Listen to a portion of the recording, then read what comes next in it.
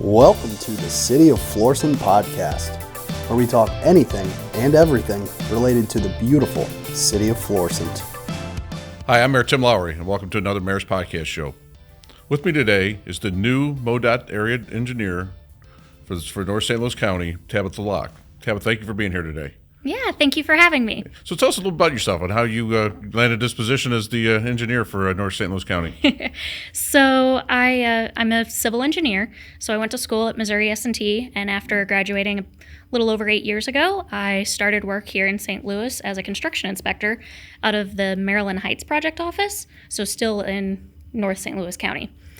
And through that, I got the opportunity to also be on the I-270 North project team for the first part of the construction, the contract writing and construction. And then recently, I have actually become the North area engineer. Oh, very good. Well, welcome to North. So you're still in North County, but we're glad you're still here. So obviously the biggest thing happening with MoDOT, probably not just in North St. Louis County, but the entire state, is the I-270 North project. So how's that coming along, and where are we at with that project? Oh, it's coming along really well. We have kind of still on track to be substantially complete with construction the end of the year, which is very exciting. We won't have impacts for the traveling public too much after that. And then with that, though, we still have roughly $50 million worth of work this construction season. So even though we're in the home stretch, there's a lot of work yet to be done. We have the 270 bridges over New Florissant as well as New Hulse Ferry, which everybody is well aware of, I'm sure. The I-270 and MoDOT 367 interchange has a lot of construction left, as well as asphalt paving on mainline I-270 itself and some finishing up on the outer roads. I know through the city of Florissant, it looks like, I'll tell you, it seems to me it's about 80% completed. There's obviously some things that still need to be done. I know Dunn Road from West Florissant to Washington, I know that you guys are still working on that, some of the sidewalk work. And then I think there's still another lane change that's got to happen up on 270 westbound. But for the most part, I think through Florissant, we're getting there. It's getting pretty close. Yes, it is. It's very exciting. We're in the home stretch, just still, the rest of the construction season is still going to be pretty busy. Sure. And, I like to say that everybody's been pretty patient through it, but I know that there's been some complaints and everything, but that's just a part of making things better. And so we certainly appreciate MoDOT and the state putting this type of project here in the North St. Louis County and certainly through the city of Florissant. So now I think we got a new project manager for the 270 project. Yes, we've recently actually had some staff changes, and Neil Jansen is now the MoDOT's project director, so he'll be finishing up the construction. He has a ton of construction experience. He was actually the construction resident engineer in Maryland Heights Project Office, so has ran a lot of large and small construction projects in North St. Louis County. And we're excited to have him on the team. So I guess he's going to bring us to the end, hopefully right at the end of the year, right? That's what we're still on target for? Yeah. As promised. That's what we said all along, that was going to be done by the end of 2023. And so exactly. Even with delays and things like that, the weather hasn't been too bad during the whole project. A few storms here and there, but so we've been pretty lucky, and it looks like we're going to make it on time. Yeah, exactly. After the end of the year, you might see some grass growth that still needs to happen, some erosion control items, stuff like that. But the traveling public will have access to the roadways and our new interchanges and bridges and everything. So a couple things that I do hear about a little bit is in my office is sometimes people do complain about the cleanliness of New Florissant Road, Graham Road during the project. Is there a way you can address that? I know that's part of the construction part, but is there a way that you can address that and let people know what you guys are trying to accomplish and why that happens that way? Yes, for sure. So we have a lot of things going on, especially kind of around the areas that you were talking about, through an active construction area that has extremely high volumes of traffic, whether you're on the outer roads or on mainline I-270, the cross streets, all of that. So due to the construction area, you have more construction materials, you have traffic control items, as well as areas of pavement that maybe are completed or not quite completed, but it allows the extra debris to kind of get into areas where traffic's not blowing it to the full edge of the roadway, so it's more visible. Unfortunately, some of that is just being a construction zone, and other parts of that is housekeeping items that we're really trying to make sure get done. One thing to know on kind of our interstates in general with MoDOT, we have been really trying to work on this growing problem that we have of trash and debris on our roadways. Right. So a few numbers, just in 2022, MoDOT actually spent $7.7 million statewide for just litter removal, as well as right around 105,000 man hours. So in 2023, we're actually anticipating that to be around 9 million. And that's just something that really, honestly, the state and even the cities, and we see it all the time, people just throwing trash out the windows. I mean, it's just, there's no reason for it.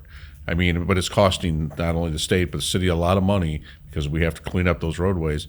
If people just throw their trash, go get home, throw it in the trash can, but instead people want to throw it out on our roadways. And it's just, honestly, to be honest with you, it's ridiculous with all the trash that we see along the roadways. Yeah, kind of just so the traveling public does know, like, we're putting a lot of effort into it. We actually, in March and April, had kind of a real heavy push to try to get cleaned up after the winter and that. And we had, in St. Louis area on our interstates, 3,200 tons of debris from our shoulders, and about 550 tons of that was north I-270. So basically from about Page north. So a little bigger than our corridor, and then we also had kind of a extra push of trash pickup on outside of the shoulders, which just during those 2 months was over 300 bags of trash picked up from our right-of-way. But it's just a lot of wasted resources there. I mean, it's something that really should not happen, but unfortunately it does. Yeah, one of the things that, it's really good to know is beyond just slowing down and making sure that we're giving crews room to work when you do see them out on the roadways, we also have some ways that all of us can help reduce litter. So securing our loads is really important. Whether you have just a pickup or you have a trailer, you're moving something, making sure that you don't have empty, cartons and that in the back of your truck, and that you tarp any open sided trailers. Just no littering, like what you'd said, as far as keep a bag of trash for trash in your car and, be able to throw it out at home. And then something that we've seen a lot is making sure we secure the trash that we have at our homes and our businesses in trash bags. Because if you don't have it in a trash bag, once it gets into the trash truck, it more easily blows out onto our roadways. Okay. And we all know that we've got a lot of trash trucks that come through our roadways. Absolutely. So. Every day. Yeah. So another thing I hear is that, and it looks very nice, looks a lot better than a lot of the grassy areas now on the road, on the shoulders, and is now you've put these big rocks there. And people are really concerned about the grass growth there. Is the state got a program that they'll come along and spray that? Yeah, so we're actually looking at getting a rotating contract for extra spraying along the rock slopes that we have. Some of those rock slopes, due to the grades that we have as we've widened the highway, we had to have a stabilized slope instead of being able to allow grass.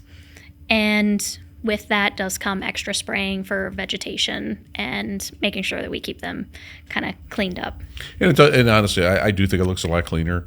I like it better than the grass areas. And I mean, it's always tough to cut those areas. So I do appreciate the fact that the rocks are there, and that's just something that people have brought up to me is, what about the grass is going to grow in between the rocks? So I kind of figured you guys had already had that addressed, but just want to ask you because I get asked that question. So the progress of the I-270 project, if people want to know about it, is there a website they can go to? Yeah, so for I-270 specifically, you can go to i270north.org.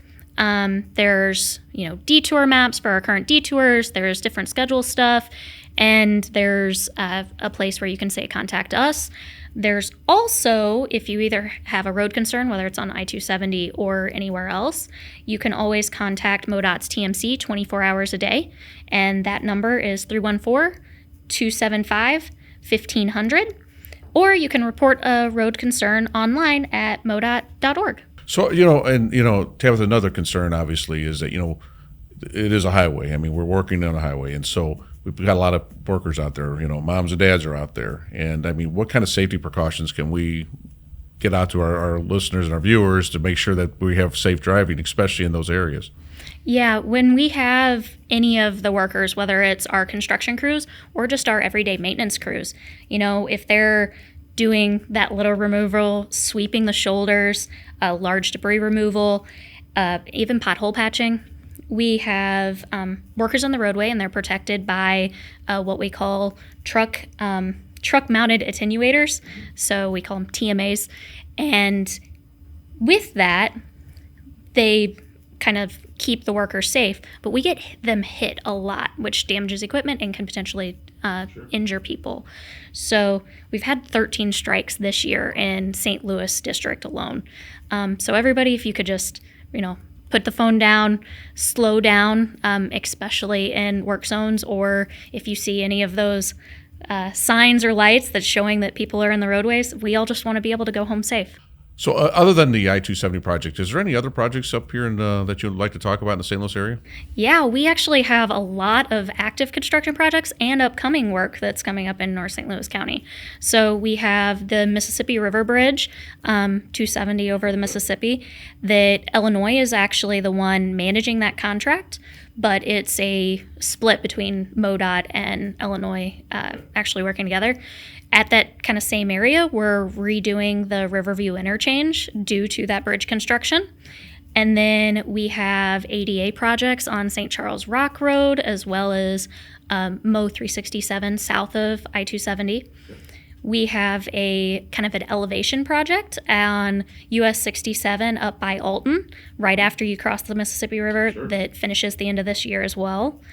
And some various bridge maintenance work on I-70, I-270 interchange that we've had some weekend impacts. And then upcoming, we have some exciting stuff in the area. We've got a study on I-70 from the Missouri River to Hanley that is going to be starting.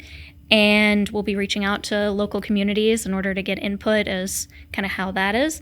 We have a safety study on Mo 367 to help with safety concerns south of I-270, as well as some safety improvements on US 67 at 94 up north just a little bit. And multiple ADA projects. So we have New Florissant Road has some ADA projects coming up. Natural Bridge has some ADA projects coming up, as well as Page Avenue. So there's certainly always going to be a good project for MoDOT. Of course, this one it's just happened, and you guys haven't really done any work on it. Of course, that I-70 project really from basically Wentzville all the way to Blue Springs, which is going to be 3 lanes, east and westbound on Highway 70. So that's another big project, and that's probably will be the largest project ever in the state of Missouri. Yeah, we'll end up seeing what comes out with that. I'm still not privy to the information I there. understand, absolutely.